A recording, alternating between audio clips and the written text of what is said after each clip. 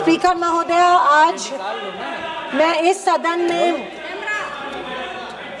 नहीं कैमरा येऊ देना मैडम कैमरा। मैडम स्पीकर, मैं आज इस सदन में क्रोध, वेदना और अपमान की भावना लेकर खड़ी हूँ। अपमान उन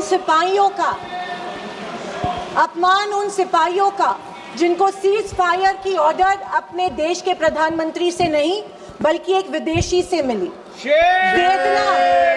वेदना उन परिवारों की जिन्होंने पहलगाम के आतंकी हमले में अपने परिजनों को खो दिया।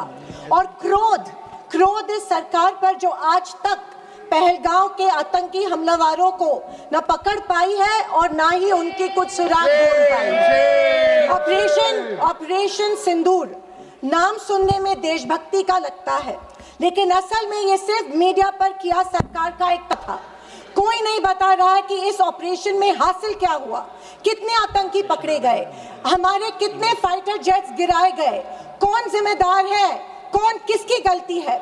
इसका हिसाब देने का दायित्व इस सरकार का है, मगर देश में सवाल पूछने पर ही पाबंदी है, क्योंकि ये सरकार सवाल सुनना ही नहीं चाहती है, बल्कि ये सरकार जवाबदेही से ही भागती है।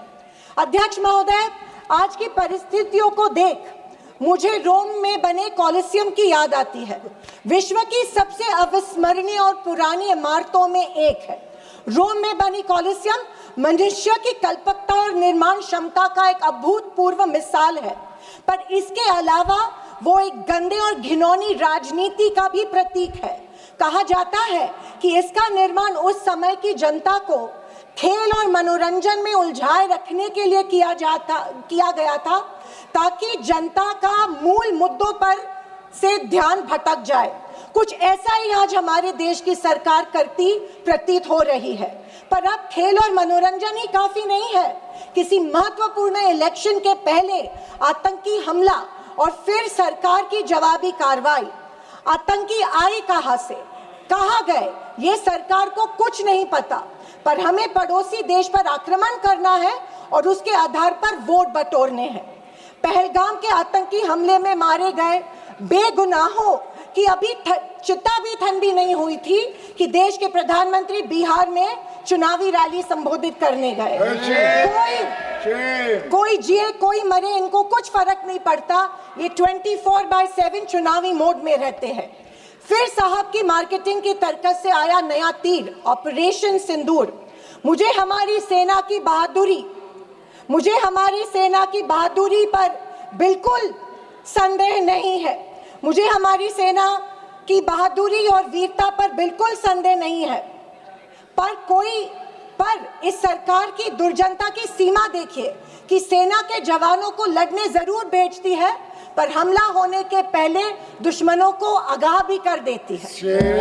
वाह, ये हमारे परराष्ट्र मंत्री का बयान था।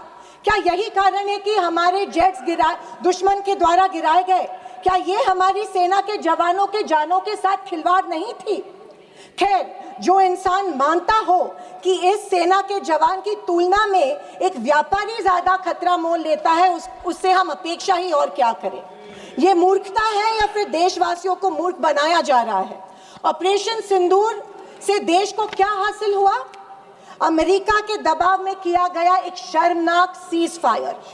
फॉरेन पॉलिसी ऐसी कि मित्र देशों ने आतंकवाद की निंदा तो की, पर पाकिस्तान की नहीं।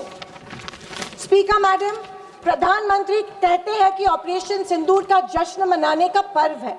किस बात का जश्न मनाए प्रधानमंत्री जी? हमले के पहले आपके विदेश मंत्री दुश्मन को हमले की पूर्व सूचना देते, उसका जश्न मनाए? इसी का असर ये था कि हमारे जेट्स गिराए गए, क्या इसका जश्न मनाए? या फाइटर जेट जो क्षतिग्रस्त हुए हैं उनके पायलट्स का क्या हुआ, इस देश को अभी तक उसकी जानकारी नहीं है, क्या उसका जश्न मनाए? सीज फायर का ऐलान इनके कथित मित्र ट्रंप करते हैं, इससे जो हमारी देश की तीनों सेनाओं का मानसिक खच्चीकरण हुआ, क्या उसका जश्न मनाए? और तो और पहलगाम के आतंकियों को कोई सुराग नहीं, क्या इसका जश्न मनाए? इंटरनेशनल कम्युनिटी में भारत की छवि इतनी कमजोर अब तक कभी नहीं हुई थी। हर चीज को इवेंट मत बनाइए मोदी जी।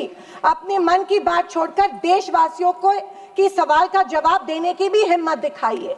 याद आती है जब इंदिरा गांधी जी के सामने पाकिस्तान सरेंडर हुआ था और एक हार्डलाइनर निक्सन जैसे को भी इंदिरा गांधी की बात सुननी पड़ी। और विदेशी नीति की तो हालत और भी शर्मनाक है। हमारे पड़ोसी नेपाल, बांग्लादेश और श्रीलंका जो कभी भारत के सबसे करीब थे, आज हमारी पीठ पीछे चीन से हाथ मिला रहे हैं। एक समय था जब भारत के पास नेबरहुड फर्स्ट की नीति थी और आज हमारे पड़ोसी हमें लास्ट प्रायोरिटी मानते हैं। स्पीकर मैडम, विदेश जाकर इंडियन डायस्पोरा के साथ तस्वीर खिंचवाना ही विदेश नीति बन गई है। अब ये सरकार प्रश्न पत्र भी खुद बनाती है और उत्तर भी खुद तय करती है।